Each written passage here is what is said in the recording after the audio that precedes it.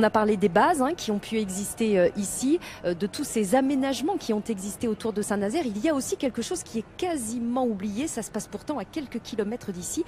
C'est la base de Saint-Viaud qui a accueilli des aéronefs. Il n'en reste pratiquement plus rien, mais on peut s'en souvenir, regardez à travers ce reportage.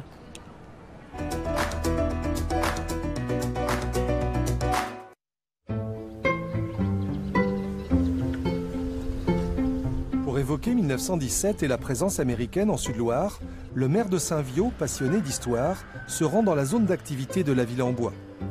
4 plots en béton et 2 drapeaux représentent les dernières traces d'une improbable base aéronavale de 24 hectares, d'où décollaient d'énormes dirigeables.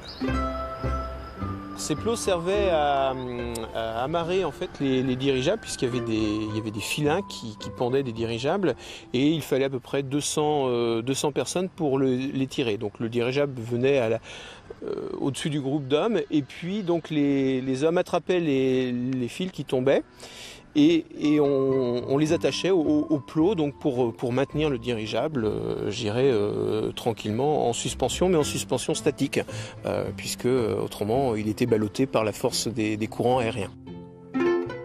Au cours des recherches, une association américaine accepte de partager son trésor de guerre, des photos de cette base aéronavale française passée sous drapeau américain le 1er janvier 1918. Paimboeuf est idéalement situé, c'est dans l'embouchure de la Loire. Et la zone va pratiquement de Brest jusqu'à La Rochelle pour surveiller les fonds marins et identifier les éventuelles présences de sous-marins allemands. Les Américains n'y connaissent absolument rien. Ils ont quelques bateaux de guerre, puisqu'ils ont fait la guerre à Cuba, donc il y a très peu d'aviation. Et surtout, ils ne connaissent rien en ballon dirigeable. Et c'est la marine française qui va les initier aux techniques des dirigeables. Le centre va être étoffé, puisque d'un bâtiment, on va passer à 3 hangars. D'un dirigeable, on va passer à 4 dirigeables.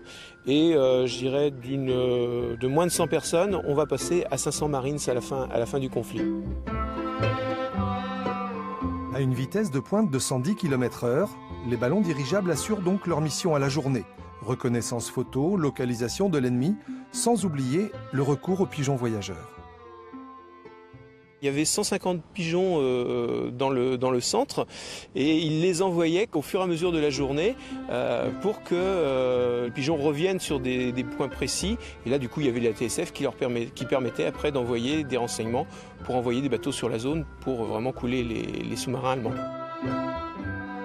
Loin des tranchées, loin du front de l'Est, les beaux soldats américains profitent des charmes du pays de Ré. Enfin, la vie à la base de Paimboeuf-Saint-Viaud était quand même plus agréable que dans les tranchées dans la Somme. Je sais qu'ils aimaient beaucoup, notamment les bains de mer. Ils allaient sur Pornic ou sur Saint-Brevin. Ils allaient dans les petits cafés du coin. Et on a des histoires de prostitution aussi sur Paimboeuf. Ainsi, Paimboeuf et Saint-Viaud ont servi de centre de formation à une jeune armée peu formée, mais une armée qui apprend vite. Elle est devenue aujourd'hui la plus puissante au monde. Ouais, une sacrée histoire, Daniel Sicard, quand même, que cette base de Saint-Viaud, alors qu'on a complètement oublié, on peut le dire quand même.